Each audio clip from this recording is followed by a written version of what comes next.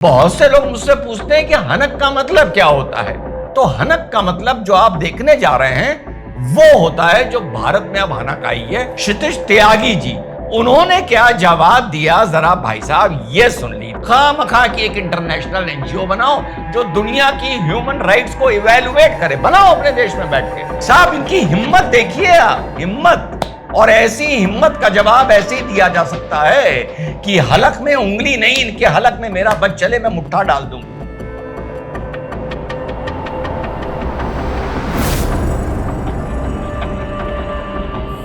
Hello, नमस्कार, सत श्री अकाल, अस्सलाम वालेकुम। कैसे जनाब साहब? मजा आ गया कि कभी कभी एक लाइन एक देश की फॉरेन पॉलिसी या विदेश नीति को परिभाषित करती है, या उसमें बदलाव का इशारा नहीं बल्कि चीख चीख कर करती है कि भारत बदल गया है।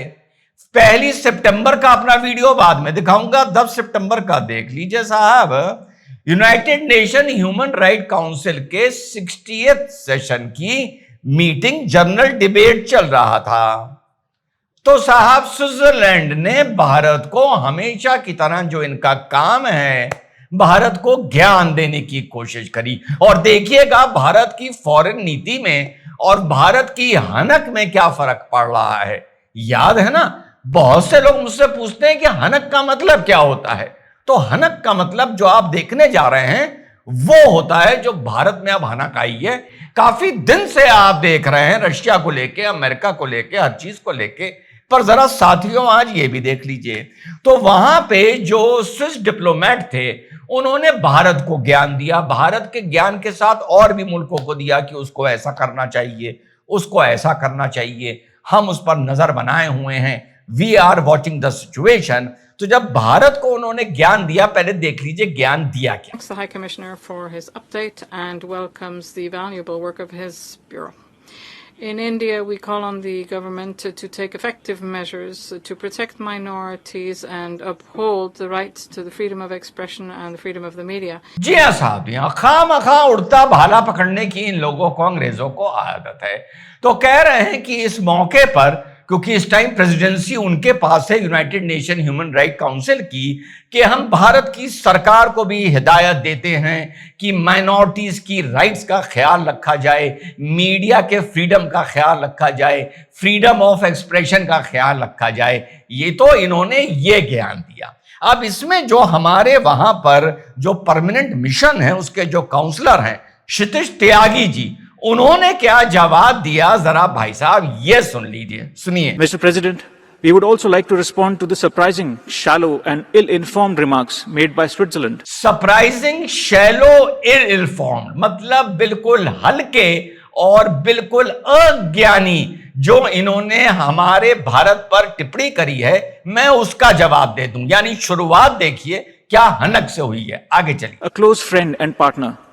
As it holds the UNHRC presidency, it is all the more important for Switzerland to avoid wasting the Council's time with narrative. जी हाँ, उन्होंने कहा कि United nation human right council की जो प्रेसिडेंसी इस टाइम स्विट्जरलैंड के पास है, तो उनकी और भी जिम्मेदारी है कि इधर उधर की दो कौड़ी की बकवास कर कर काउंसिल का समय ना खराब करें। इधर उधर की दो कौड़ी की बकवास कर कर क्षितिज त्यागी ने बोला नहीं है, भावनाओं में मैं झूठ बोल रहा हूं। आगे चलिए। That are blatantly false and do not do justice to the reality of India.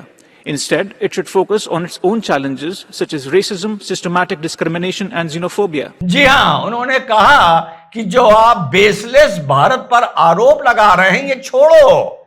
तुम्हारे देश में जो रेसिज्म है, जो जेनोफोबिक वहां की मेंटालिटी है, जो सिस्टमैटिक डिस्क्रिमिनेशन है, पहले वो तुम उसको देखो। यानी जो वहां पर नस्लवाद है, जो वहां पे जेनोफोबिक डॉक्ट्रिन और आइडियोलॉजी है कि किसी बाहर वाले को या किसी अलग को अपने से अलग और अपने से कमतर और अपने से हल्का समझना, पहले तुम ये देखो। साथ में ये भी बोल देना चाहिए था, पूरी दुनिया से जो पैसा अपनी जमा करते हो पहले वो देखो।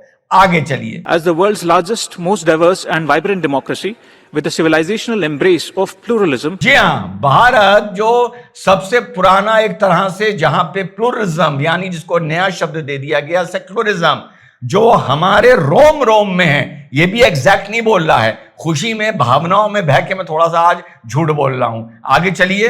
India remains ready to help Switzerland address these concerns. I thank you. जी हां, कहा कि अगर तुम्हें जरूरत हो तो नस्लवाद को, भेदभाव को, डिस्क्रिमिनेशन को, आदि को कैसे खत्म करना है, ये भारत के रोम रोम में आता है इसको खत्म करना, तो हम तुम्हारी मदद कर सकते हैं इस चीज को खत्म करने में।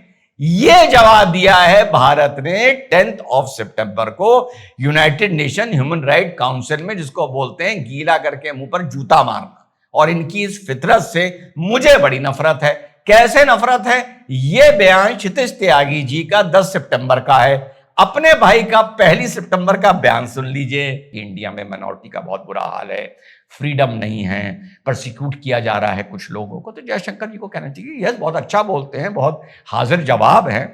जयशंकर जी को कहना चाहिए हाँ, अमेरिका ने जो हमसे कहा है कि यहाँ माइनॉरिटीज का प्रोसिक्यूशन हो रहा है, कुछ हो रहा है, हम उसको देख रहे हैं। अगर कोई इक्का दुक्का केस हो जाते हैं हम उसको एड्रेस करते हैं।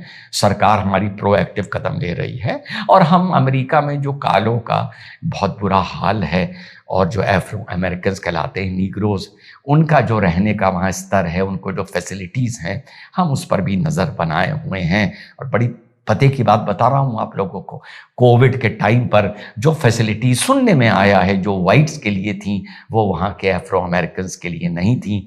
पिछले 4 साल में करीबन 40 ब्लैक्स को, अनआर्म्ड ब्लैक्स को वहाँ की पुलिस ने गोली मार दी है। एक बच्चा प्लास्टिक की गन लिए था, उसको गोली मार दी है।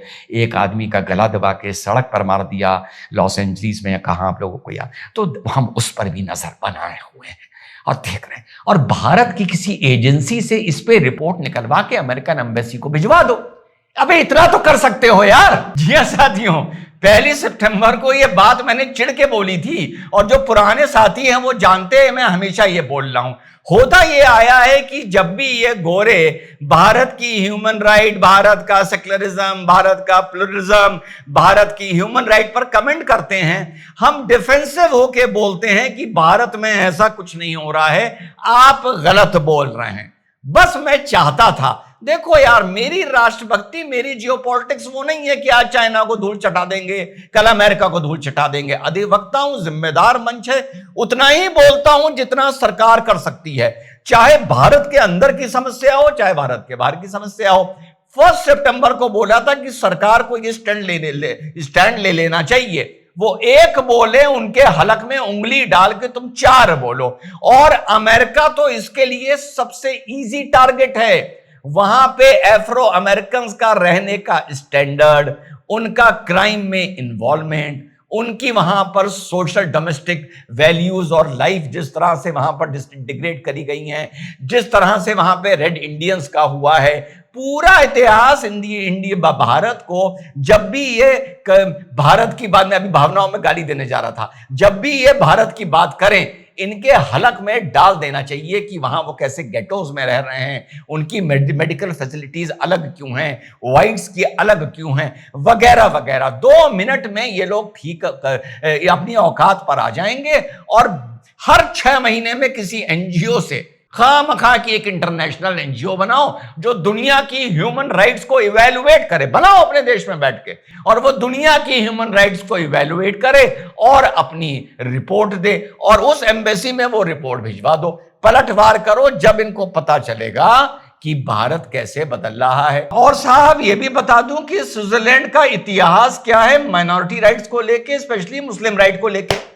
15 साल पहले इस मुल्क में सरकार ने एक रिफरेंडम कराया था कि मस्जिदों में मीनारें होनी चाहिए या नहीं होनी चाहिए, और लगभग 60% से इसी देश की जनता ने, जो भारत को ज्ञान दे रहा है, कहा था मस्जिदों पे मीनारें नहीं होनी चाहिए, और इन्होंने मस्जिदों में मीनारें बैन कर दी थी, ये कहकर कि जानबूझ के मस्जिद की मीनारें चर्च की ऊंचाई से या क्रॉस से ऊंची बनाई जा रही हैं।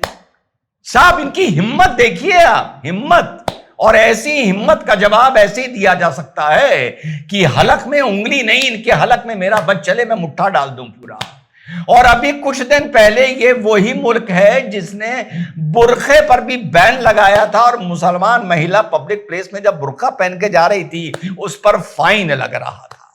और ये मुल्क और भारत को ह्यूमन राइट्स और माइनॉरिटी राइट्स और freedom of speech and expression पर ज्ञान दे रहे हैं। ये जवाब और भी सख्त हो सकते हैं, जैसा मैंने बोला, ये आंखों में आंखें डालकर अगर एक उंगली डालें तो इनकी दोनों आंखों में उंगली डाल दो, और मेरा बच चले तो मैं पूरा मुट्ठा डाल दूं। जय हिंद, वंदे मातरम, खुदा हाफिज।